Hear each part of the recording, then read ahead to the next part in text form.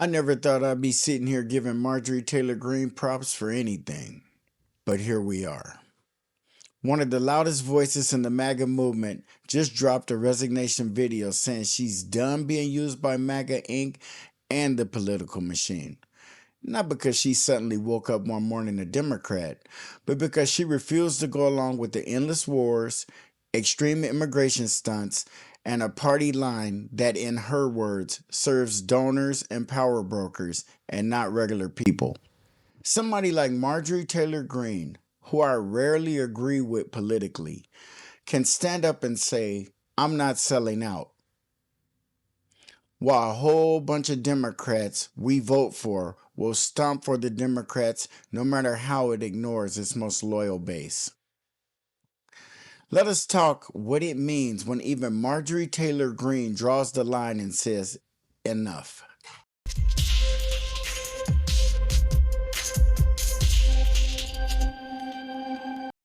Hi, everyone. I've always represented the common American man and woman as a member of the House of Representatives, which is why I've always been despised in Washington, D.C., and just never fit in. Americans are used by the political industrial complex of both political parties, election cycle after election cycle, in order to elect whichever side can convince Americans to hate the other side more. And the results are always the same. No matter which way the political pendulum swings, Republican or Democrat, nothing ever gets better for the common American man or woman. The debt goes higher, corporate and global interests remain Washington's sweethearts. American jobs continue to be replaced, whether it's by illegal labor or legal labor by visas or just shipped overseas. Small businesses continue to be swallowed by big corporations. Americans' hard-earned tax dollars always fund foreign wars, foreign aid, and foreign interest, and the spending power of the dollar continues to decline. The average American family can no longer survive on a single breadwinner's income, as both parents have to work in order to simply survive. And today, many in my children's generation feel hopeless for their future and don't think they will ever realize the American dream. And that breaks my heart. I ran for Congress in 2020 and have fought every single day believing that Make America Great Again meant America first. I have one of the most conservative voting records in Congress, defending the First Amendment, Second Amendment, unborn babies because I believe God creates life at conception, and I love to fight for the little guy. Strong, safe borders, I have fought hard for that. I've fought against COVID tyrannical insanity and mandated mass vaccinations, and I've never voted to fund foreign wars with your hard-earned tax dollars. However, with almost 1 year into our majority, the legislature has been mostly sidelined. We endured an 8-week shutdown, wrongly, resulting in the House not working for the entire time, and we are entering campaign season, which means all courage leaves and only safe can. And that's one of the biggest problems on both sides. We're going into campaign season. Nobody wants to show their real hand. Nobody wants to say what they really believe or what they're about. They want this opportunity to get in power and then do what it is they plan on doing. And it may not be universally popular, but they do it anyway. And they try to push it on you until you like it. Donald Trump is guilty of doing that now and before, and every other president before him. They just feel they got the right idea. Is it ego? Is it not understanding what you campaigned on, what you talked about you were going to do? And then you get in there and you don't. Trump's done a lot of shit he said he'd do, but he's done a lot of stuff that he didn't say he'd do. And it's beginning to affect people, government shutdowns, and a person like Marjorie Taylor Greene, she's not alone. There are others. Hopefully we can get more on the Democratic side to stand up and let us know we want to take the wheel from these people who refuse to change. We want something else to look at. We want another opportunity, and it could be a Democratic opportunity. It could be an independent opportunity, and it could even be a Republican opportunity, but it has to make sense and move us in a place we ain't gone. They're fighting to get back to what they consider to be normal, which hasn't benefited us. Representatives. During the longest shutdown in our nation's history, I raged against my own speaker and my own party for refusing to proactively work diligently to pass the plan to save Americans' health care and protect Americans from outrageous, overpriced, and unaffordable health insurance policies. The House should have been in session working every day to fix this disaster. But instead, America was force fed disgusting political drama once again from both sides of the aisle on television every single day. My bills, which reflect many of President Trump's executive orders, like calling for a new census counting Americans only to draw new districts, making English the official language of the U.S., making it a felony to medically trans a minor, and other bills like eliminating capital gains taxes on the sale of your primary home and eliminating H-1B visas, just sit. They all sit collecting dust. That's how it is for most members of Congress bills. The Speaker never brings them to the floor for a vote. Many common Americans are no longer easily convinced by paid political propaganda spokespersons and consultants on TV and paid shills on social media, obediently serving with cult like conviction to force others to swallow the political party talking points. And both sides is exactly guilty of that. It's just horrible to believe that your ideas and your beliefs are so good that you have to trick people and use the media to help you out and lie because you have the best plan. If it's the best plan, you should be able to put it out there, and you should willingly want to put it out there so people can see what you got and people can experience it and love it so much that they'll die for it. But that isn't the case on either side. They keep telling us how good it is, but it ain't been that good. Because they know how much credit card debt they have. They know how much their bills have gone up over the past 5 years. They actually do their own grocery shopping and know food costs too much. Their rent has increasingly gone up and up. They have been outbid by corporate asset managers too many times when they put in an offer to buy a house. They have been laid off after being forced to train their visa holding replacement. The college degree they were told to earn only left them in debt with no big six-figure salary. They see more homeless people than ever on their own community streets. They can't afford health insurance or practically any insurance, and they just aren't stupid. These are the people I represent and love because that is who all of my family and friends are, common Americans. I have been blessed to represent the 14th District of Georgia for 5 years. The district is filled with some of the most wonderful, kind hearted, God fearing, patriotic, hardworking people You would have to be appreciative to have a representative that felt like you do. It may not be how you feel now or whatever, but if you felt a certain way about the way life should be, and especially in your community, and you elect a representative who goes up there and is really fighting for the way you feel, that's got to make you feel good, and make you feel very sad and let down that she sees the fight is too insurmountable for her to win. So she's going to just step away and let them do what they've been doing, but not be a part of it. And that's integrity, even though her views don't line up with most of ours. She would like the America that we probably would continue to suffer in. But her loyalty to her constituency is something to be admired and something that some of our Democratic leaders could learn from. And we could follow them the way her constituencies are is following her, because she's going to have their support should she decide to come back and represent them again, or maybe go take her fight to the Senate or even higher. Who knows? But her block of people and people like those folks are going to support her, because that's really showing you got skin in the game and you really care and you're fighting for those people.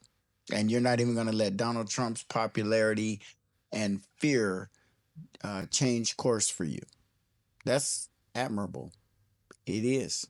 you will ever meet. Good, regular, common Americans. I've worked hard to bring taxpayer dollars back home to help district needs. I impeached Biden's Secretary of Homeland after watching my constituents die as he facilitated dangerous open border invasion into America. And I led the effort to defund hard left politically biased NPR and PBS and the corrupt USAID, and I did that as chair of the DOJ subcommittee. I have fought harder than almost any other elected Republican to. Seeing some of those things she fought against, some of us disagree. We don't think those things should have been ended or removed or altered or touched. We don't agree with Marjorie Taylor Greene right out the gate, but you have to appreciate someone when they do have integrity, because that's what we lack in this country right now. Her ideas may not be the best, but the way she's sticking to them, up to and including forfeiting her political career. Elect Donald Trump and Republicans to power. I traveled the country for years. I spent millions of my own money.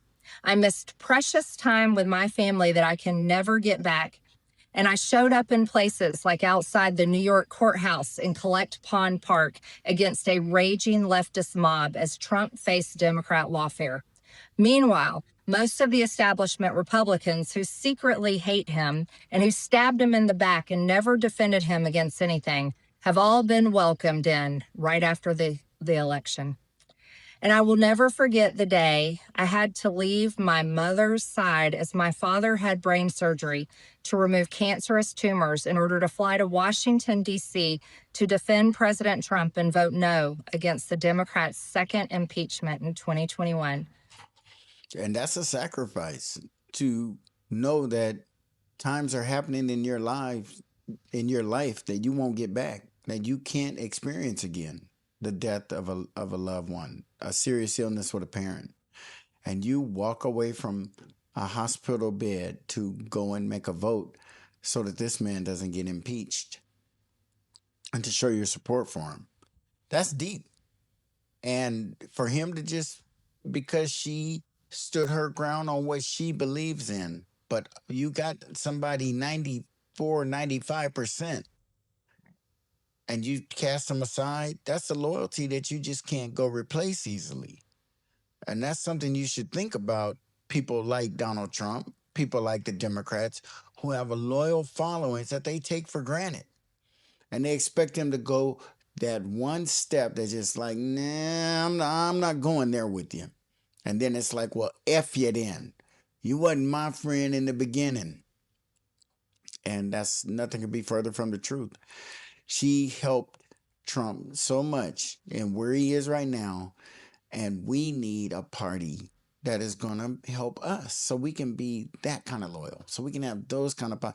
Do you guys know that she stands out so bad in her loyalty to Trump? You know, how it was. She just stood out. People are like, she just love him. Ooh, she just. Well, that's how I look at black politicians and the Democratic Party. But I do see that she was getting something out of it. That things were going in her direction for the most part. She was voting and everything was jiving. But with us, we have that level of support for a party that does nothing for us. And that's a comparison that you just can't ignore. My poor father and my poor mother, it was way too much for all of us. Through it all, I never changed or went back on my campaign promises and only disagreed in a few areas, like my stance against H-1Bs replacing American jobs, AI state moratoriums, debt for life 50-year mortgage scams, standing strong. Yeah, that's a good one there. The 50-year mortgage, that's something that Trump is trying to get, and it makes everything seem cheaper and more accessible and obtainable. If you can go and get a 50-year mortgage, obviously, if a 30-year mortgage costs you $2,000 and you go do a 50-year mortgage, it's not going to cost you that. You're going to be paying a significant amount less, but you'll never live to own that home. You'll never get to a point where you're really in control of that equity and the amount of equity, other than just a 50-year mortgage that if you do ever borrow, you'll never, ever, never, ever pay it off. Who wants to be underneath a house just with a house piled on so they can say they're a homeowner? Why can't we make conditions possible so that people in this day and age can own homes with 20 and 30-year mortgages and 15-year mortgages, as opposed to having to look into a 50-year mortgage just to qualify for something. And for her to disagree with Trump on that is huge, because most people who can afford 30-year mortgages and 20-year mortgages don't even worry about it. It ain't affecting them, but she must have folks in her district that it does affect. She's speaking on it. And she made a stand where she didn't have to. Against all involvement in foreign wars and demanding the release of the Epstein files. Other than that, my voting record has been solidly with my party and the president.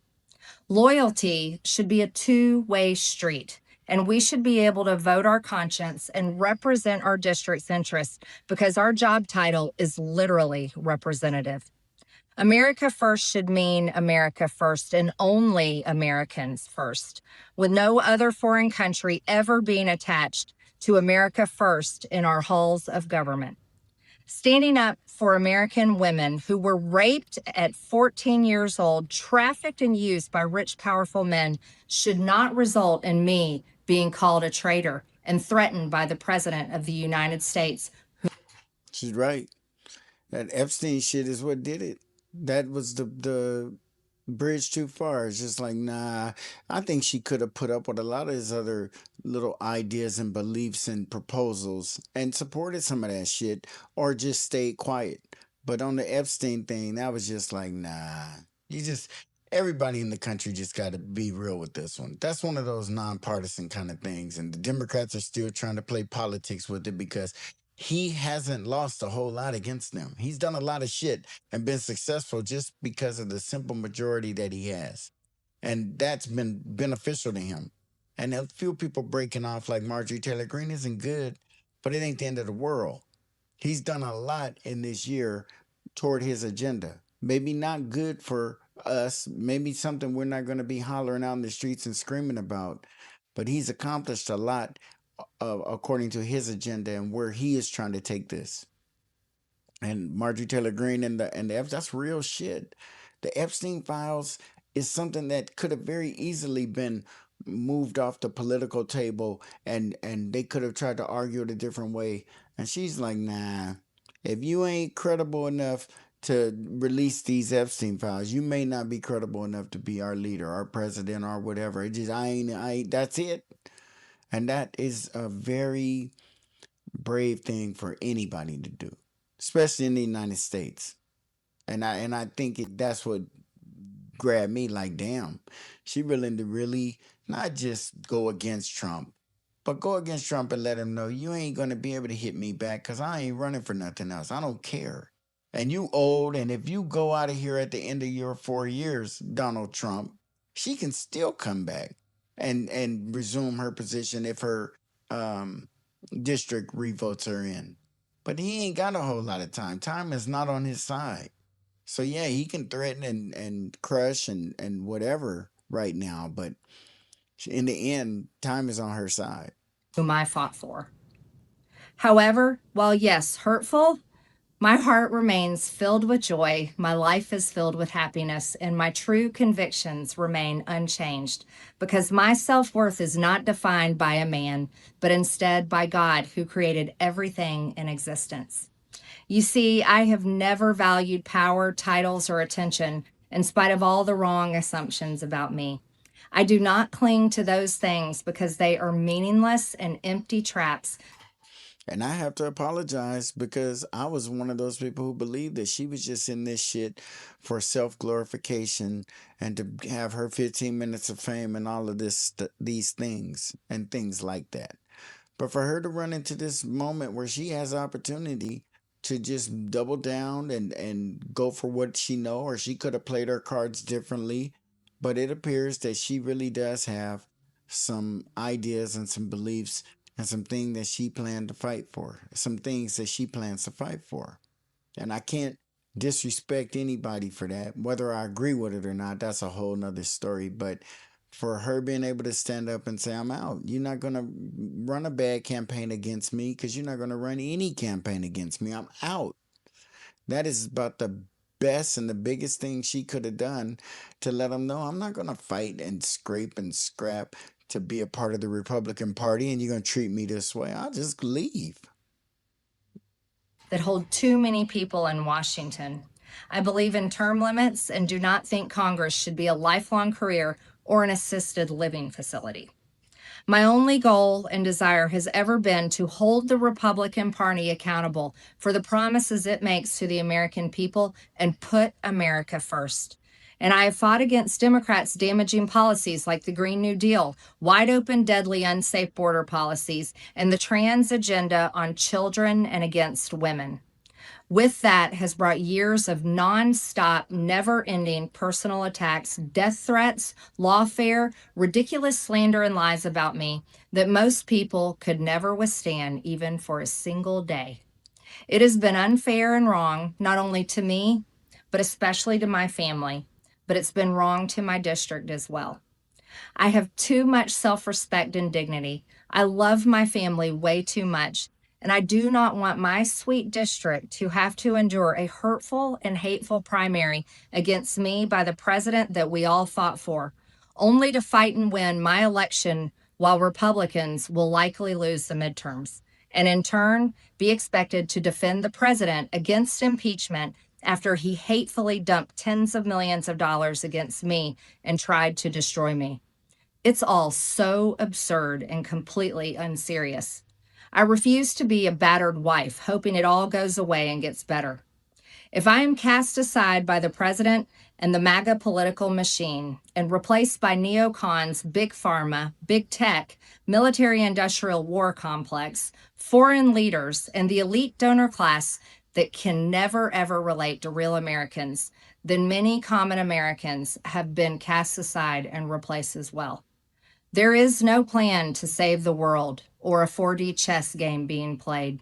When common American people realize and understand that the political industrial complex of both parties is ripping this country apart, that not one elected leader like me is able to stop Washington's machine from gradually destroying our country, and instead the reality is that they, common Americans, the people, possess the real power over Washington, then I'll be here by their side to rebuild it. Until then, I'm going back to the people that I love, to live my life to the fullest as I always have, and I look forward to a new path ahead. I'll be resigning from office with my last day being January 5th, 2026, and I look forward to seeing many of you again sometime in the future. May God bless you all, and may God bless America. And why in the hell is Mitch McConnell still in there? Shouldn't Mitch McConnell be retired already? He said he was going to retire. Y'all remember that? He was blanking out and freezing up, and he said he's going to retire. And that's why I said that, because she's correct.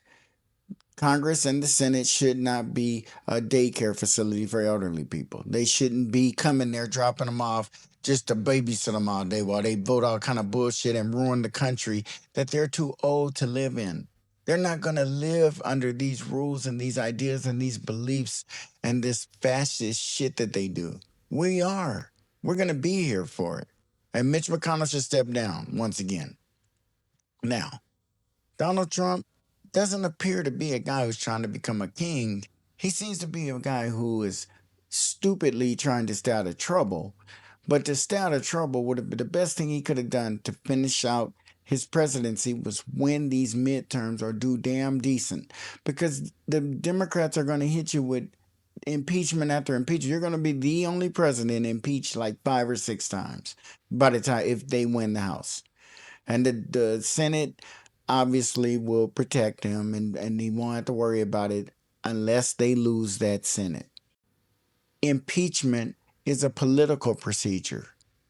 It's not a judicial procedure.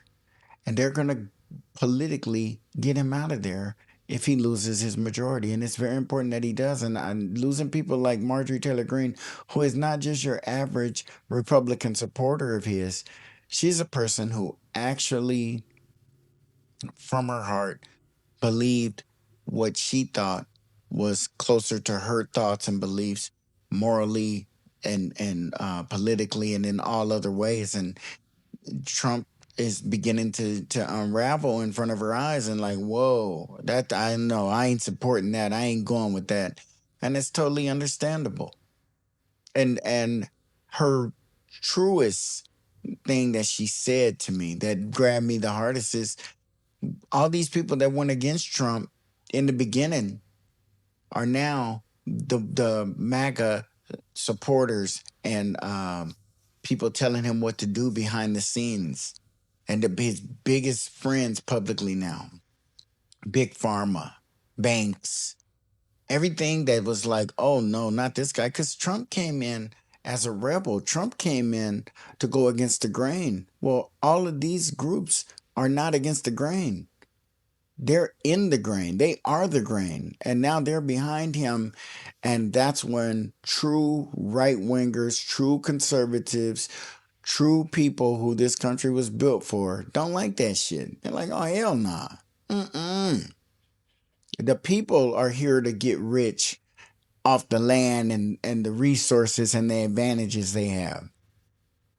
Not to sit here and let Donald Trump turn this back over to all the businesses and banks and the people who they believe should have the last say, the Marjorie Taylor Greenes, the MAGAs. Because that's what Trump went in talking.